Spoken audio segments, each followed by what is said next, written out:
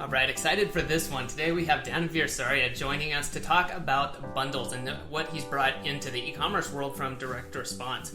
So I'm not going to spoil the surprise of what he's going to be talking about, but if you're not familiar with Danavir, he's the founder of Supply Drop. It's an e-commerce marketing agency that helps 7- and 8-figure brands scale with email marketing. He has put out some great content, some great interviews. I myself watched a recent e-commerce email webinar he did coming up for Black Friday, and it was just a mind-blowing goodness, so had to have him on here. Got introduced and gonna share this with you. So with that said, let's just jump right into it. Okay, Danavir, let's get right into it. First of all, thanks for being here and sharing today. Thanks for having me, man. Yeah, so let's talk about bundles. I know that's what you wanted to tell everybody about, so what have you got today? So bundles are a huge, super crazy important, especially doing any sort of like paid ads or anything like that, and especially in e-commerce. So what a lot of e-commerce brands do is that they'll do the typical, buy 2 of my soaps or shoes or whatever, and that's the bundle, which works. It's fine. But one particular strategy that you almost never see in the regular e-commerce world is a concept that's used by direct response e-commerce brands is called the 136 bundle. So what the 136 bundle is, instead of just saying, here's buy 2 of my thing or whatever, what direct response marketers figured out after a lot of testing is that the most, it's not always going to work, but it works out more often than not. When you have a bundle, of one is obviously not a bundle, but Sure. 1, 3, and then 6 units. Right. And so what happens, obviously, because you have the 3 in there, the 1 is the cheapest, obviously, 6 is the most expensive, and then 3 ends up being your the Goldilocks type of pricing. So it just so happens that when you use those, because of the pricing, because you have the cheapest, most expensive, and you have the one in the middle, just like all together, what ends up being a high converting bundle that really is like it's honestly hard to match, and you just never see it in regular e-commerce world for some reason. But it's used a lot, especially in direct response supplement brands.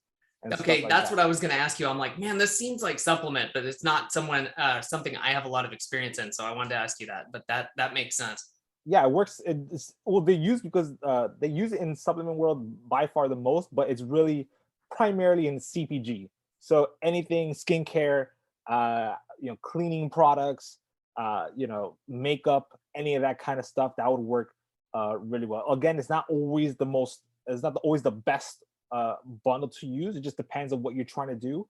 But if you only have like one product that you want to sell, then yeah, it works really well. And that's really, it ends up being, again, another thing direct responsive marketers found out a lot is that the best upsell is just more of your thing. So if you sell a protein powder, the upsell should be more of the exact same protein powder. So it ends up working the same thing. Like like instead of being like an upsell, like a one-click upsell, it's like up there with the bundle. So you can have that, and you can mix that bundle with other different types of bundles, sample kits, 3 packs, all that kind of stuff. And yeah, it's definitely something that would work really well if only more e-commerce brands actually did it. Yeah. So let's say like somebody's got this, product page, you can get 1, 3, or 6, and then they go to check out. What would you do as an upsell from that? Would you continue that process and say, hey, they bought 3, let's offer them 6? No, in that case, I would do something different just because, like, just use an example. Let's say it's protein powder, right? And they got 3 protein powders. Like, I wouldn't actually put like an additional protein powder behind that. Maybe if you got like some like weird new flavor or something like that, that might be something I would look into. But for the most part, I'll just look at something adjacent to it. Like if it's protein powder, you use I don't know, creatine or something else that's in that realm. Yeah, that makes sense. Yeah, I mean, totally. And I like your protein powder one too. Like, yeah, if somebody bought 3, they may not need 6 or 3 more. So, offering them the super duper scoop or the shaker or something like that makes Yeah, sense. exactly. Cool. Or offer them 3 shakers. Sorry. So Yeah. awesome. Cool. All right. Any last parting words on this? I love this, by the way, that this is a super actionable tip that anyone can put in. So is there anything else on this subject you want to share? Yeah, do it. Definitely do it on like a dedicated landing page if you can. Again, usually when direct response marketers do it, they'll do like literal like long form direct response sales copy and then at the very end is like 136 and all that kind of stuff.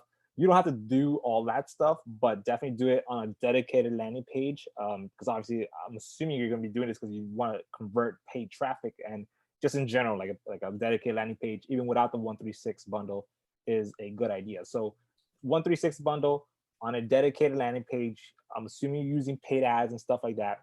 I would not use the 136 bundle like if you're trying to go for retention. Like if you're email marketing, like I wouldn't, like there's no point. At that point, you want to get people to a subscription. And that's would be actually thinking back to the earlier question, that actually might be an even better answer, getting people to the subscription right after that. So yeah, and I mean, it's tough, right? There's no right answer. It's like, yeah, test it, adjacent product or subscription. But yeah, good ideas. Yeah. I love it. So that's a customer acquisition offer, and then do something else for retention. But yeah, I think that's what I got. Yeah. Awesome. Appreciate it. Well, thank you so much for joining me today. If people want to go and find out more about you and what you're up to, where should they go?